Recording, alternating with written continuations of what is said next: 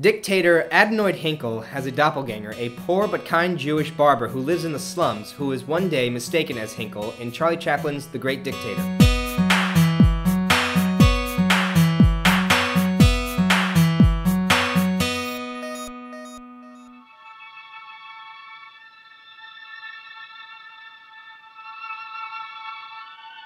Out Caesar, out Nolus, Emperor of the world. My word.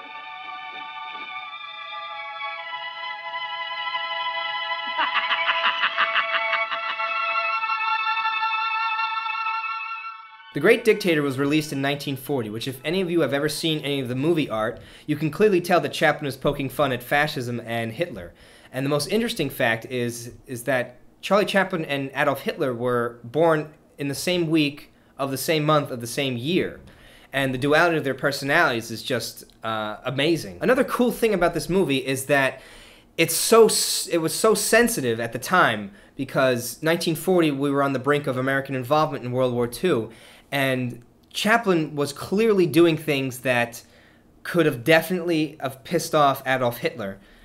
And it's so interesting when you see some of the responses that the Nazis had towards Chaplin's film. They all thought that Chaplin was Jewish, and there's a lot of propaganda films that state Chaplin the Jew, and it's just so fascinating to see Chaplin, who almost didn't release the movie because he thought that he was going to start a world war all over again, really made a brave move to make this movie. It is Chaplin's first all-talkie movie, which what I mean by that is that in modern times he sang and you hear his voice, but in this movie it's an all-sound picture. But there are still some great moments of physical comedy and Chaplin using his body to tell a story, and some great comedic moments, and it turns out that Chaplin is very talented at virtually all forms of comedy, whether it's spoken or physical. Chaplin's co-star, Paulette Goddard, was the only leading lady that Chaplin used more than once, and the reason being is that a lot of his leading ladies he didn't get along with.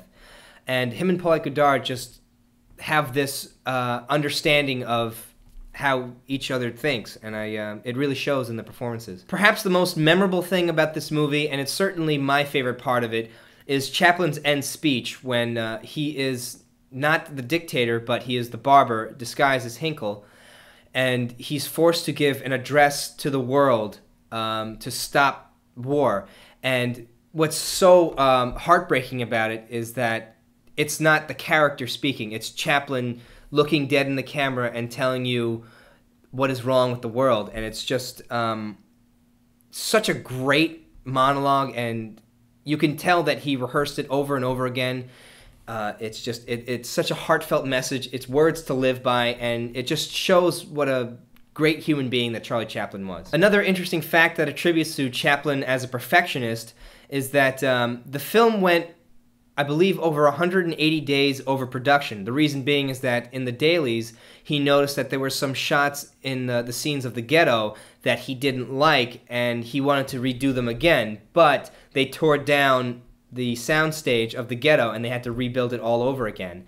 And of course, this wouldn't happen with any other filmmaker, but very few, including Chaplin, who was in control of all of his productions. Like all of his other great films, he produced it, directed it, started it, and composed the score for it. So let me know in the comments what you thought of The Great Dictator. How did you feel about Chaplin, the silent film actor, as opposed to Chaplin, the talkie actor?